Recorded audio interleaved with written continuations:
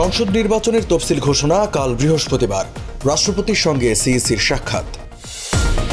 গুঞ্জনের মধ্যেই পদত্যাগ করলেন উপদেষ্টা মাহফুজ আলম ও আসিফ মাহমুদ। ছাত্র প্রতিনিধি থাকল না সরকারে। প্রতিশোধের রাজনীতি প্রত্যাখ্যান করছে বিএনপি, মন্তব্য তারেক রহমানের। দেশকে বদলাতে ক্ষমাশীলতার পথেই ভবিষ্যৎ। মোহাম্মদপুরে মা মেয়ে হত্যায় গৃহকর্মী আয়েশা গ্রেপ্তার, আসামিকে জিজ্ঞাসাবাদ করছে পুলিশ। এবং ইউক্রেনে ওয়াশিংটনের সহায়তা কমিয়ে দেওয়ার ইঙ্গিত ট্রাম্পের, ইউরোপের নেতাদের কড়া সমালোচনা। স্বাগত জানাচ্ছি দ্য বিজনেস স্ট্যান্ডার্ডের নিয়মিত আয়োজন টিবিএস রাত ৮টার সংবাদে। সঙ্গে আছে আমি রঞ্জু ইফতেখার। দেখছিলেন সংবাদ শিরোনাম, এবারে জানাবো বিস্তারিত। যেখানেই নিরাপদ লেনদেন সেখানেই টেলিক্যাশ। টেলিক্যাশ, নিরাপদ লেনদেন নিমিষেই। ত্রয়োদশ জাতীয় সংসদ নির্বাচন ও গণভোটের তফসিল ঘোষণা করা হবে আগামীকাল বৃহস্পতিবার সন্ধ্যা ৬টায়। প্রধান নির্বাচন commissioner CEC AMM Nasir Uddin জাতির উদ্দেশ্যে ভাষণে তফসিল ঘোষণা করবেন।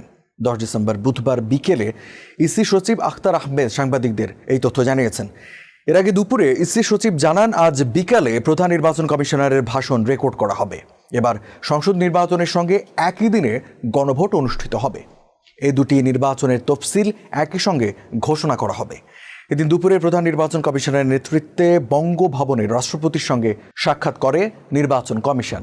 ইসি সচিব জানান, জাতীয় নির্বাচন ও গণভোটের প্রস্তুতি সম্পর্কে রাষ্ট্রপতিকে অবহিত করা হয়েছে। সন্তোষ প্রকাশ করেছেন রাষ্ট্রপতি।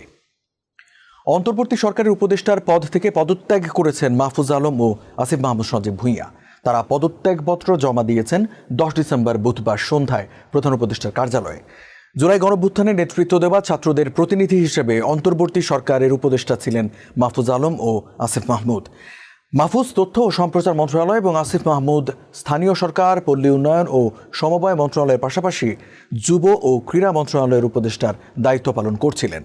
2024 সালের 5 আগস্ট জুলাই গণঅভ্যুত্থানে আওয়ামী লীগ সরকারের পতনের পর 8 আগস্ট অধ্যাপক মোহাম্মদ ইউনূসের নেতৃত্বে অন্তর্বর্তী সরকার গঠিত হয়। এতদিন উপদেষ্টা পরিষদের সদস্য প্রধান উপদেষ্টা সহ 27 জন ছিলেন। তাদের মধ্যে 2 জন ছাত্র প্রতিনিধি পদত্যাগ করলেন। সরকার গঠনের সময় উপদেষ্টা পরিষদে ছিলেন ছাত্র প্রতিনিধি মোহাম্মদ নাহিদ ইসলাম। পরে 25 ফেব্রুয়ারি তিনি পদত্যাগ করে জাতীয় নাগরিক পার্টি এনসিপির আহ্বায়ক হন। বিএনপির ভারপ্রাপ্ত চেয়ারম্যান তারেক রহমান বলেছেন, বিএনপি প্রতিশোধের রাজনীতি প্রত্যাখ্যান করছে।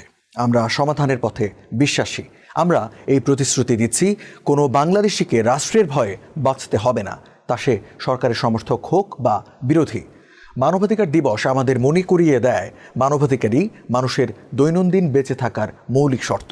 10 ডিসেম্বর বুধবার আন্তর্জাতিক মানবাধিকার দিবসে তার ফেসবুক স্ট্যাটাসে তারেক রহমান এসব কথা বলেন। তিনি আরও উল্লেখ করেন, আজ বাংলাদেশের প্রয়োজন রাজনীতির চেয়ে বড় কিছু, একটি ঐক্যবদ্ধ দেশ যেখানে সবার জন্য মানবাধিকারের নিশ্চয়তা থাকবে, যেখানে কথা বলার স্বাধীনতা থাকবে।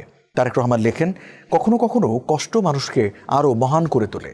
দেশনেত্রী আমার মা এটাই প্রমাণ করেছেন। তিনি শিখিয়েছেন যে অন্যায় আমরা সহ্য করেছি তা যেন আর কারো জীবনে না আসে। দেশকে বদলাতে হলে ঘৃণার পথ নয়, ন্যায়, নৈতিকতা আর ক্ষমাশীলতার পথই ভবিষ্যৎ গড়ে। রাজধানীর মোহাম্মদপুরে মা মেয়ে হত্যার ঘটনায় গৃহকর্মী আয়েশাকে গ্রেপ্তার করেছে পুলিশ। 10 ডিসেম্বর বুধবার ঢাকা মহানগর পুলিশের মিডিয়া অ্যান্ড পাবলিক রিলেশনস বিভাগের উপকমিশনার মোহাম্মদ তালেবুর রহমান এই তথ্য নিশ্চিত করেন। তালেবুর রহমান বলেন, গৃহকর্মী আয়েশাকে ঝালকাঠি থেকে গ্রেপ্তার করে মোহাম্মদপুর থানা পুলিশ।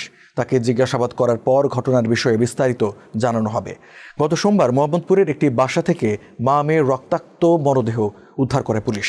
তারা হলেন লায়লা আফরোজ ও তার মেয়ে নাফিসা নওয়াল বিনতে আজিজ। মা মেয়ে হত্যার ঘটনায় সেদিন রাতে মোহাম্মদপুর থানায় মামলা করা হয়।